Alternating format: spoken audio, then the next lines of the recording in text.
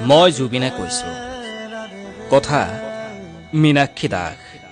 পাঠ ৰিয়ানজ্যোতি শৰ্মা। কোন এইকেইটা? ইমান তেতুফালি চিঞৰি চিঞৰি যে লেবেজান হৈ পৰিছ। তহঁতে চব পাগল, একদম পাগল। মই মৰিছো ভাবিছা? কিয় মৰিম মই চাইছোহে তহঁতে মোক কিমান ভাল পাওঁ। তহঁতক এৰি মই জানো মৰিব পাৰিম? মই মাথো শুইছোহে। শুই ভাল পোৱা মানুহ মই শুই থাকিম। মই এটা যন্ত্ৰ, কেৱল যন্ত্ৰ। না খাবলৈ সময় পাওঁ, না শুবলৈ। নাই নাই, আৰু নোৱাৰিম।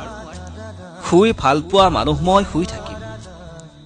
সিদিনাখন বহু নিশালৈ পাৰ্টি কৰিলোঁ। আকৌ থল পুৱাতে ওলালো সাগৰ চাবলৈ।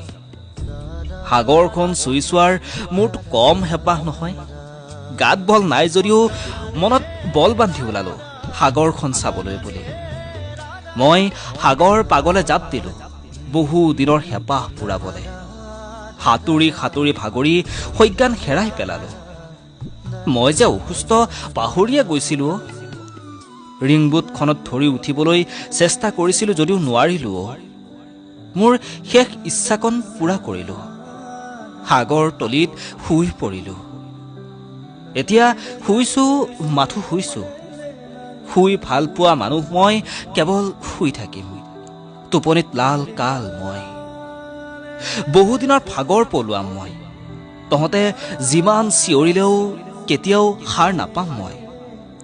গৰিমাক খেয়াল ৰাখিবি। তাইৰ শিৰৰ সেন্দুৰকণ মচিব নিদিবি।